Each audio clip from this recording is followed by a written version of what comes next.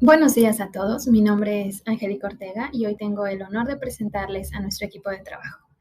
Todos mis colegas han sido piezas clave para la consolidación de este proyecto y estoy segura de que nuestras habilidades y experiencia serán una valiosa contribución para nuestro crecimiento continuo.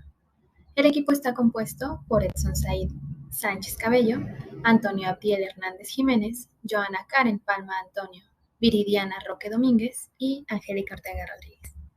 Nuestro objetivo principal es identificar las diferentes teorías del valor a lo largo de la historia y entender cómo han sido moldeadas con base en factores sociales, políticos y culturales. Exploraremos cómo la sociedad ha influido en este desarrollo. Sin más preámbulos, comenzaremos. Las motivaciones y consecuencias de las acciones humanas. En este capítulo abordaremos los debates de la época desde la perspectiva de William Petty y Adam Smith. Pensar en el funcionamiento de la sociedad desde el impulso y el beneficio individual me voló completamente la cabeza. Se hace una comparativa del pensamiento en la Edad Media, siendo esta la predominante, como una guía divina y la base para toma de decisiones, y no la lógica y la ética me hacen preguntar, ¿realmente el desprendimiento religioso sucedió? Pero bueno, continuando con el tema en cuestión, la motivación humana no puede envolverse únicamente en pasión e intereses, como lo mencionaba Maquiavelo. Somos un cúmulo de elementos, instintos, costumbres y raciocinio, que bajo ciertas condiciones, cuando existe una relación estrecha entre las pasiones y los intereses, hace que la chispa de la dirección constructiva surja. Las acciones individuales que no persiguen como objetivo directo el bien público pueden tener consecuencias sociales positivas. Además de esto, el texto nos habla de algo muy interesante, una conexión social, lo que hoy en día son las relaciones públicas. Pareciera que el libro narra nuestro presente económico. En conclusión, somos el resultado del ente económico, somos el vínculo, el factor social que siempre afectará a la economía.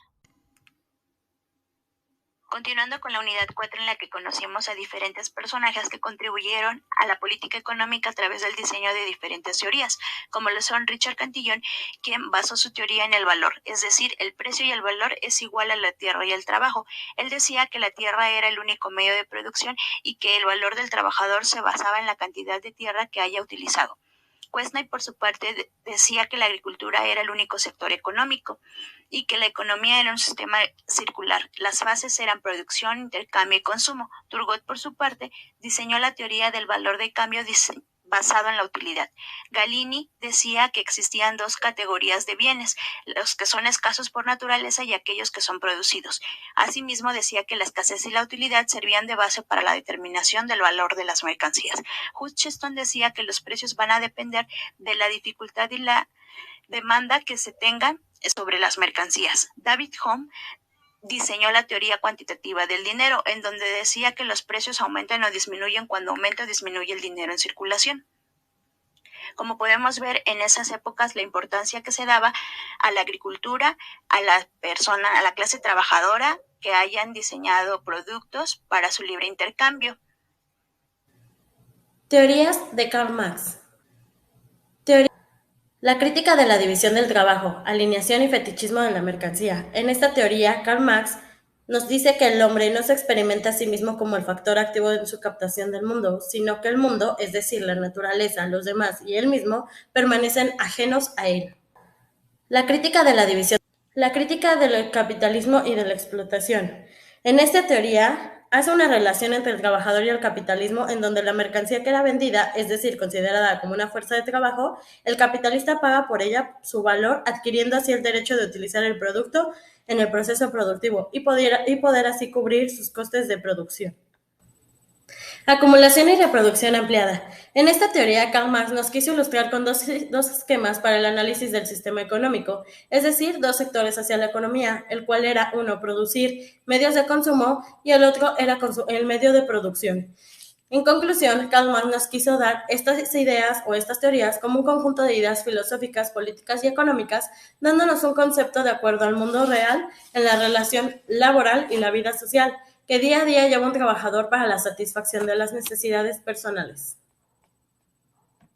La teoría del ciclo económico de Marx se basa en las fluctuaciones del ejército industrial de la reserva. En la fase de recuperación, cuando la renta crece rápidamente, el paro desciende y disminuye el ejército industrial de la reserva. El mayor coste de trabajo original, una reducción de los beneficios por unidad del producto. El proceso de mecanismo permite que las empresas reduzcan el número de trabajadores empleados. Por otro lado, el capital Marx adoptó la teoría del valor-trabajo, siguiendo una tradición arraigada entre los economistas de la primera mitad del siglo XIX. En particular, Ricardo, también se percató que tal teoría era inconsistente con el supuesto de un tipo uniforme de beneficio en todos los sectores de la economía. La teoría económica. La teoría económica se refiere, los Fabián muestran las huellas de una controversia surgida tras la aparición del artículo de Philippe publicado en el periódico Tuesday de octubre de 1884. Las críticas de Wisted sobre la teoría del valor-trabajo y la teoría marxiana de la explotación que se basa en aquella atrajeron la atención de los fabianos y particularmente de George Wigstead. Pudo afirmar que los fabianos han estudiado la economía política y los resultados del abandono claro y definitivo del sistema de Karl Marx. Entre otras cosas, Bujarin fue el autor del ensayo Teoría económica de la clase ociosa en 1917. Bueno, nosotros vamos a hablar un poco acerca de la teoría subjetiva del valor. Muy importante el término subjetivo para que nosotros podamos entender de qué se trata todo esto más sencillo. Pues bien, esta teoría surge a raíz de la revolución marginalista, que se opuso totalmente a la teoría clásica o al enfoque clásico que se tenía hasta ese momento del valor de los productos y servicios económicos, y pues surge en los años de 1871 a 1874 con las publicaciones de los primeros autores de la revolución marginalista, que en este caso mencionaremos tres como los más importantes, ¿sí? El austriaco Karl Menger, el francés Leon Walras y también el británico William Stanley Gibbons. Podremos decir o resumir que esta teoría subjetiva del valor se centra o nos está diciendo que para cada individuo va a ser distinto el valor que se otorgue a un producto o servicio económico, de acuerdo a su contexto social o a diferentes momentos de su vida, de la vida en que se encuentre, ¿correcto? Entonces, pues básicamente es eso. A mí me parece muy interesante esta teoría porque a raíz de ella se crea esta nueva raíz de la economía que pues nosotros vamos a analizar en este seminario, ¿sí? Que vaya es la economía conductual. Entonces, pues me parece bastante interesante tocar este tema de teoría subjetiva del valor. Espero que haya quedado claro y nos vemos la próxima.